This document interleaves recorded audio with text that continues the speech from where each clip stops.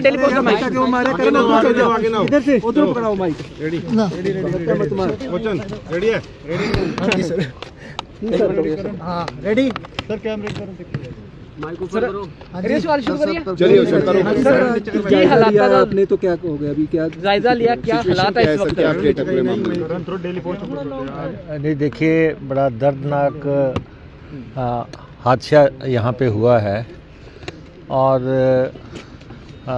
हमारे पुलिस और प्रशासन लगातार स्थिति पे नज़र बनाए हुए है और डायरेक्टर जनरल पुलिस यहाँ पे हमारे मौके पे है और ये ऐसा जिस ढंग से ये हादसा हुआ है ये कोई एक सामान्य दुर्घटना नहीं है, ये एक आपराधिक लापरवाही का मामला है क्योंकि जो यहाँ पे सेंट का कारखाना था और उसमें सारे चीज़ें जो है ज्वलनशील होती हैं और 84 के आसपास लोग यहाँ पे काम कर रहे थे और उनमें से 5 लोगों की अभी तक डेथ हो चुकी है।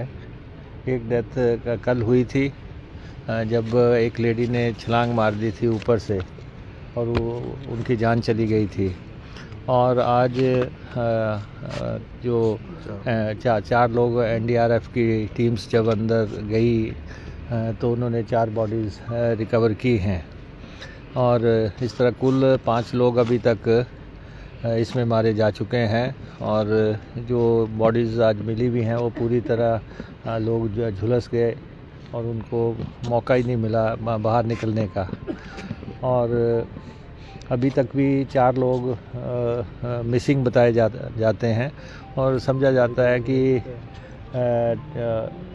वो भी जो है फैक्ट्री के अंदर हो सकते हैं। वो तो क्योंकि अभी तक ऐसी स्थिति नहीं है कि पूरी फैक्ट्री की सर्च कर ली जाए क्योंकि पॉइजनस गैसेस हैं और उनसे जैसे ही रिलीफ मिलता है तभी टीम्स जो है अंदर जा सकेंगी। तो लेकिन बहुत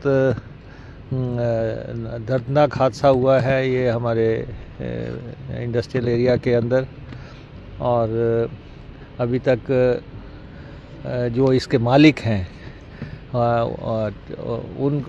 उनके खिलाफ़ कार्रवाई होगी और सख्त कार्रवाई होगी और क्योंकि वो लोग मध्य प्रदेश में रहते हैं तो हमारी पुलिस जो है कानून के मुताबिक उन पे एक्शन करेगी और जो उनका यहाँ पे प्लांट चला रहे थे, प्लांट हेड थे, उनको हिरासत में लिया है और उन्हीं से पता लगा कि यहाँ पे 84 के आसपास एम्प्लॉई थे और 30 लोगों ने छलांगे मार के ऊपर से अपनी जान बचाई है और उनको जो है चोटें भी आई हैं, गंभीर चोटें भी आई हैं और वो उनको हॉस्पिटल में एडमिट करवाया गया है। और शुरू से ही जैसे ये घटना घटित हुई तो लगभग आसपास के सारी जगह से जो फायर ब्रिगेड की दल थे वो मंगवाए गए और काफ़ी संख्या में गाड़ियां होने के बावजूद भी इस पे तत्काल काबू पाया नहीं जा सकता था क्योंकि ये सारा ज्वलनशील पदार्थ हैं और अभी भी धुआं निकल रहा है बिल्डिंग से और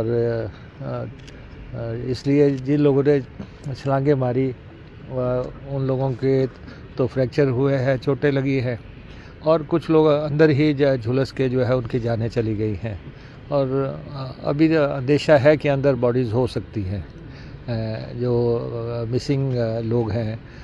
तो बाकी जो हमारे लोकल CPS यहाँ पे हैं और प्रशासन जो लोगों को राहत देनी है, जो लोगों का इलाज करवाना, अभी तक हमारा सारा जो फोकस है वो लोगों के इलाज पे है। सर 30 घंटे से ऊपर का सर 30 घंटे से ऊपर का समय हो गया, CM अभी नहीं पहुंचे, क्या उनका जहाज नहीं उड़ पा रहा, बाय रोड नहीं आ सकते थे वो?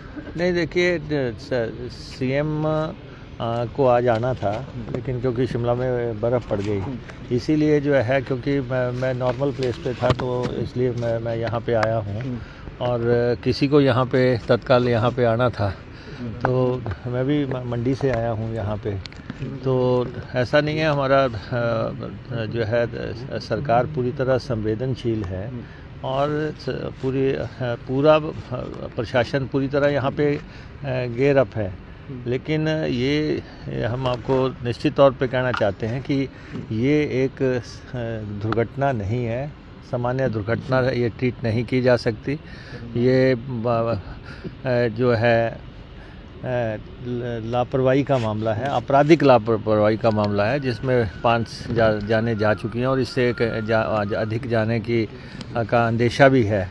और बहुत लोग जिन्होंने अपने छलांगे लगा के अपने जीवन को खतरे में डाला, या जिनके लाइफ टाइम जिनको प्रॉब्लम्स हो गई हैं, तो वो एक अलग मसला है। बाकी अभी तक तो शुरुआती दौर में हमें सब लोगों का, जो लोग बचे हैं उनका इलाज करवाना है, तो इसलिए सारी एडमिनिस्ट्रेशन यहाँ पे है। सब लोगों को छलांगे लगानी पड़ी है, लोगों को छलांगे लगानी पड़ी है। लगता नहीं है प्रशासन का फेलियर है, उनके पास हाइड्रोलिक लिफ्ट तक नहीं थी कि वहाँ तक ऊपर से जाके लोगों को बचाया जा सके, रेस्क्यू किया जा सके जब आग लगी थी?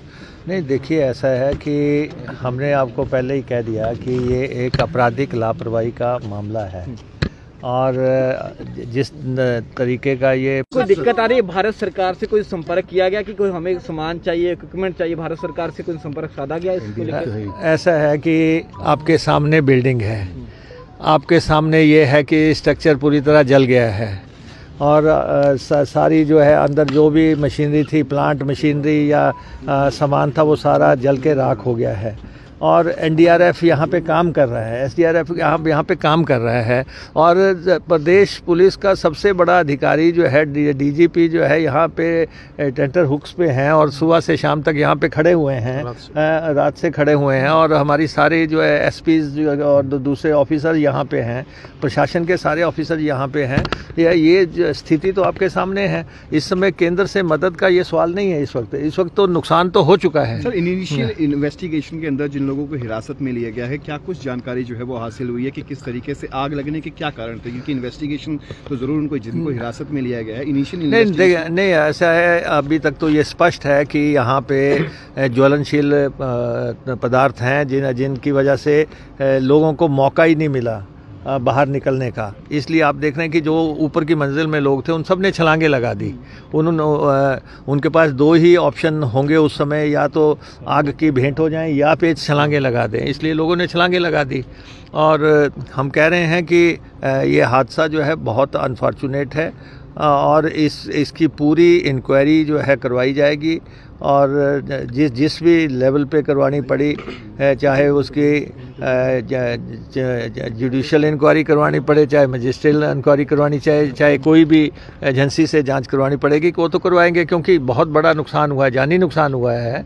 और सबसे पहले तो ये है कि जो यहाँ का जो एक्शन है पूरा हो जाए, उसके बाद दोषियों को जो है हर तरह से सजा दी जाएगी, और परिवारों को पूरी राहत दी जाएगी। सर, ऐसा नहीं है कि सर ये बीबीएन में पहला मामला है, सर इससे पहले भी हो गए। बहुत दिक्कतें हो रही है क्योंकि उनके पास पैसे नहीं, गरीब लोग हैं, और बार बार उनसे सामान मंगाया जा रहा है। क्या सरकार उनकी? नहीं, हमारे ऑफिसर वहाँ पे तैनात हैं, हमारे काडर के जो है, हमारे आईएएस काडर के ऑफिसर वहाँ तैनात हैं, और उनको जो स्पष्ट तौर पे कहा गया है कि किसी का कोई खर्चा ना हो, और आप जो है जो भी पेशेंट यहाँ से लोग ले जाए जा रहे हैं, उनका पूरा खर्चा सरकार उठाएगी। सर, सबसे बड़ी बात, आप पूर्व में उद्योग मंत्री, ऑपरेशन कब शुरू होगा दोबारा? नहीं, ये तो अब लगातार जारी है। जरा धुआं यहाँ से निकलना बंद हो जाए, और जो अंदर पॉइजनस गैसें हैं, ख़ास तौर पे जो अंदर गैसेज हैं वो पॉइजनस हैं, तो रेस्क्यू चलाने में थोड़ी दिक्कतें तो आ रही हैं।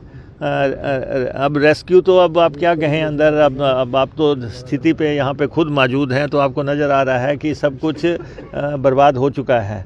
लेकिन अब तो ये है कि अंदर जाके सिर्फ ये देखना है कि कोई और बॉडीज़ हैं या नहीं हैं, और जो 4 मिसिंग उन्होंने बताए हैं अभी तक, तो उनकी जानकारी के मुताबिक हमें ये पता लगा कि 84 लोग थे, और उसको मैच किया है। क्या कोई अंदर कोई और लोग तो नहीं थे? क्या स्थितियां हैं वो तो जब निचले हिस्से में लोग जाएंगे तो स्थिति स्पष्ट हो सकेगी। तो इसलिए जैसे ही कल सुबह जो है ये थोड़ा सा धुआं निकलना बंद हो या गैसेस का रिसाव थोड़ा कम हो तो हमारी टीम्स निश्चित तौर पे अंदर जाएंगी। और इंडस्ट्रीज के लिए पॉलिसीज बनाई जाती है, खासकर उसमें फायर सेफ्टी नॉर्म्स भी होता है। आपको लगता नहीं उल्लंघन है? क्योंकि इससे पहले भी ऐसी दुर्घटनाएं हुई हैं, हालांकि इतने जानी नुकसान नहीं हुआ है। नहीं, देखिए ये तो स्पष्ट ही है कि फायर सेफ्टी के नॉर्म्स का कहीं ना कहीं उल्लंघन हुआ है।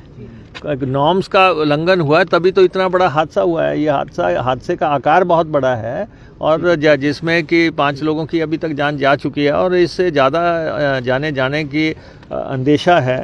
हम आपसे कुछ छुपा तो रहे नहीं है, आप स्पष्ट तौर पे यहाँ पे ये क्लियर कर दीजिए सर, प्राइवेट एजेंसी जांच करेगी नॉर्म्स की या सरकारी एजेंसी जांच करेगी? देखिए ऐसा है, आपके दिमाग में जो बात फंसी हुई है मैं उसका जवाब नहीं देना चाहता। मैं ये कहना चाहता हूँ कि ये बहुत बड़ा मसला सामने आया है और इसकी जांच जो है प्रॉपर होगी। और हमारे डीजीपी जब यहाँ मौके पे खड़े हैं डीजीपी मौके पे हैं और इसकी प्रॉपर जांच की जाएगी। और अभी हमारी टीम से जा रही हैं, जो मालिक हैं उन लोगों को यहाँ पे लाया जाएगा और जो भी एक्शन बनता है कानून की धाराओं के तहत सख्त से सख्त एक्शन होगा। लेकिन पहला काम हमारा रिलीफ का है। सीएम पारिवारिक मेंबर से मुलाकात कर रहे हैं, पारिवारिक मेंबर से मुलाकात हुई सर? क्या बात? नहीं, अभी हम नालागढ़ जा रहे हैं, हॉस्पिटल जा रहे हैं, उनसे मिलेंगे, उसके बाद हम पीजीआई जाएंगे। एक क्वेश्चन है।